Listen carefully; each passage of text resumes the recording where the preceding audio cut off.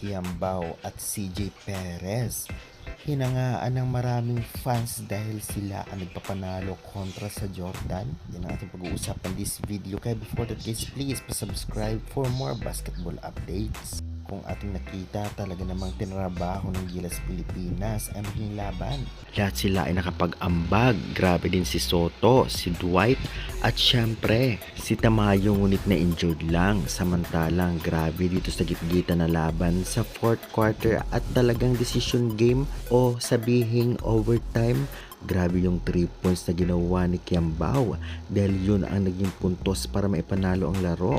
At masasabi nga natin na isa siya sa dahilan kung bakit nanalo ang Gilas Pilipinas.